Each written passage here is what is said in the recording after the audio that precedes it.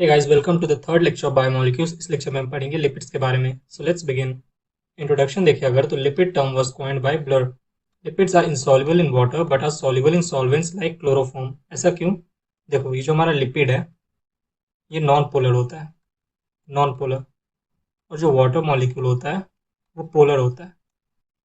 अब हमें पता है नॉन पोलर और पोलर एक दूसरे को रिपेल करता है, एक दूसरे को हेट करता है, तो सॉल्युबल नहीं होगा. बट एक सॉल्वेंट है क्लोरोफॉर्म. क्लोरोफॉर्म भी नॉन पोलर होता है, नॉन पोलर. तो नॉन पोलर और नॉन पोलर क्या एक साथ सॉल्युबल होता है. यही रीजन है कि lipids are insoluble in water but soluble in solvents like chloroform. Lipids do not form polymer. Lipids कभी पॉलीमर फॉर्म नहीं करेंगे. एग्जाम्पल्स ऑफ लिपिड्स की मैं बात करूँ तो ऑयल्स और फैट्स, ये दोनों लिपिड्स के एग्जाम्पल है. फैट्स तो मैंने इसलिए स्टमक किया क्योंकि हम फैट्स को और डिटेल में आगे पढ़ेंगे. So let's begin. फैट्स की अगर हम बात करें तो fats are composed of two molecules, fatty acids and glycerol. Fatty acid ऐसे मॉलिक्यूल्स है जो कार्बोक्सिल ग्रुप और आर ग्रुप को मिला के बनते हैं. ये हमारा कार्बोक्सिल ग्रुप है और इसके साथ अटैच है एक आर ग्रुप. ये आर ग्रुप या तो मिथाइल हो सकता है या तो इथाइल हो सकता है. इन दोनों में से कोई एक तो होगा ही. उसके साथ साथ एक लॉन्ग हाइड्रोकार्बन का चेन भी होगा. तो लॉन्ग हाइड्रोकार्बन का चेन प्लस इथाइल या फिर मिथाइल, दोनों में से कोई एक. बट लॉन्ग हाइड्रोकार्बन का चेन मैंडेटरी है. Fatty acids are long hydrocarbon chain, approximately 1 to 19 carbon long. 1 से 19 कार्बन लॉन्ग होता है ये फैटी एसिड का चेन. अप्रोक्सीमेटली है तो एक दो ऊपर नीचे भी हो सकता है. Next glycerol. ग्लिसरॉल की हम बात करें तो glycerol molecules is also known as tri hydroxy propane. Tri hydroxy क्योंकि 3 हाइड्रोक्सी ग्रुप प्रेजेंट होता है, और प्रोपेन इसलिए क्योंकि ईथ मिथ प्रोप 3 कार्बन प्रेजेंट है और तीनों सिंगल बॉन्ड से अटैच्ड है, मतलब एन. तो ट्राईहाइड्रोक्सी प्रोपेन. ये जो फैटी एसिड है और ग्लिसरॉल है ये दोनों आपस में मिलकर बनाते हैं फैट्स. कैसे? ये देखो, ग्लिसरॉल है और फैटी एसिड है. ग्लिसरॉल के पास 3 हाइड्रोक्सी ग्रुप है, ठीक है. तो क्या होगा, एक लॉन्ग फैटी एसिड का चेन आएगा और वो ग्लिसरॉल के OH के साथ बॉन्ड बनाएगा. ऐसी एक और फैटी एसिड का चेन आएगा और एक और आएगा. 3 फैटी एसिड का चेन ही आ सकता है मैक्सिमम, क्योंकि ग्लिसरॉल के पास बस 3 ही हाइड्रोक्सी ग्रुप है, उससे ज्यादा नहीं है. अच्छा, फैटी एसिड का जो कार्बोक्सिल ग्रुप है उसका जो OH और ग्लिसरॉल का जो OH, ये दोनों मिलके रिएक्ट करता है और यहाँ से एक वाटर मॉलिक्यूल रिलीज होता है और फिर बॉन्ड का फॉर्मेशन होता है. ऐसी 3 चेन आके अटैच होता है 3 हाइड्रोक्सी ग्रुप ग्लिसरॉल के साथ, तो 3 H2O मॉलिक्यूल रिलीज होता है. Net H2O molecule release is 3 H2O. अब जब ये रिएक्शन होता है तो तुम ऐसा कुछ देखोगे कि एक ईस्टर लिंकेज फॉर्म होता है फैटी एसिड और ग्लिसरॉल के बीच में. ईस्टर लिंकेज कैसा होता है, जहाँ पे एक कार्बन होता है और बीच में एक ऑक्सीजन होता है 2 कार्बन के बीच में, तो उसे हम कहते हैं ईस्टर. तो ईस्टर लिंकेज दिखने को मिलता है. अब एक पल के लिए भूल जाओ कि ये 2 चेन नहीं है, सिर्फ एक चेन आके अटैच हुआ, तो हम उसे कहेंगे मोनोग्लिसराइड.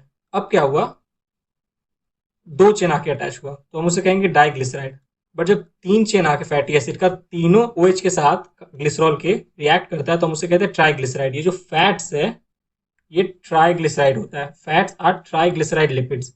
मोनोग्लिसराइड अगर एक फैटी एसिड है तो, डाइग्लिसराइड अगर 2 फैटी एसिड है तो, ट्राइग्लिसराइड अगर 3 फैटी एसिड है तो. बट फैट्स जो है वो तभी होगा जब 3 फैटी एसिड का चेन आके ग्लिसरॉल के साथ रिएक्ट करेगा. अगर 2 आके करेगा तो हम उसे फैट्स नहीं बोलेंगे, हमेशा 3 आना चाहिए. तो ट्राइग्लिसराइड्स होते हैं क्या, फैट्स. अब हम थोड़ा जानते हैं फैटी एसिड्स के बारे में. फैटी एसिड्स 2 तरह के होते हैं, क्या क्या, saturated fatty acids and unsaturated fatty acids. Saturated fatty acids की मैं बात करूँ तो saturated fatty acids are fatty acids without any double bonds in its R group hydrocarbon chain.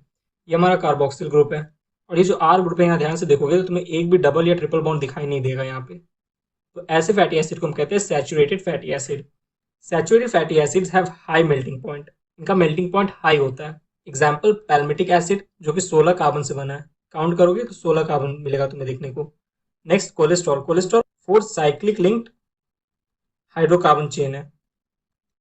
ये देखो 1 2 3 4. कोलेस्ट्रॉल भी जो है वो भी एक तरह का सैचुरेटेड फैटी एसिड है. नेक्स्ट अनसैचुरेटेड फैटी एसिड की हम बात करें तो unsaturated fatty acid are fatty acids with double bonds and triple bonds in its R group hydrocarbon chain. ये हमारा कार्बोक्सिल ग्रुप और ये हमारा आर ग्रुप हाइड्रोकार्बन चेन. यहाँ ध्यान से देखोगे तो तुम्हें डबल और ट्रिपल बॉन्ड भी नजर आएंगे, ये डबल और ये ट्रिपल बॉन्ड. ऐसे फैटी एसिड्स को कहते हैं unsaturated fatty acids. Saturated fatty acids have low melting point. इनका मेल्टिंग पॉइंट लो होता है. एग्जाम्पल देखें तो एराकिडोनिक एसिड जो कि 20 कार्बन से बना है. ऐसे तो 1 से 19 होता है अप्रोक्सीमेटली, पर एक दो ऊपर नीचे भी हो सकता है. तो arachidonic acid consist of 20 carbon. ये जिंजेली ऑयल कैसे प्रोनाउंस करते हैं आई डोंट नो, तुम्हें शायद पता हो. ये भी एग्जाम्पल होता है अनसैचुरेटेड फैटी एसिड्स का. नेक्स्ट फोस्फोलिपिड्स क्या होता है? नाम से ही पता चल रहा है, lipids plus phosphorus are known as phospholipid.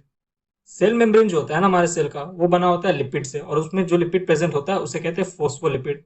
Example लिसिथीन। ये समझ लो ये हमारा सेल है और ये सेल मेम्ब्रेन, यहाँ पे लिपिड प्रेजेंट होता है, ये लिपिड से बनता है। ऐसे लिपिड बहुत सारे प्रेजेंट होते हैं। अब पूछा जाए कौन से लिपिड है, तो ये है phospholipid. Phospholipid example lecithin. Chemical structure of phospholipid, ये केमिकल स्ट्रक्चर है। दो रेडिकल है, आर ग्रुप है, एक यहाँ और एक यहाँ। ये स्ट्रक्चर एनसीईआरटी में दिया था, इसलिए मैंने यहाँ पे ड्रॉ कर लिया, इसे थोड़ा अच्छे से देख लेना। तो यहीं पे हमारा लिपिड का लेक्चर खत्म होता है। आई होप तुम्हें लेक्चर समझ में आया होगा। समझ में आया तो प्लीज़ वीडियो को लाइक करना, चैनल को सब्सक्राइब करना। नेक्स्ट लेक्चर में मिलते हैं। Bye, thank you, take care.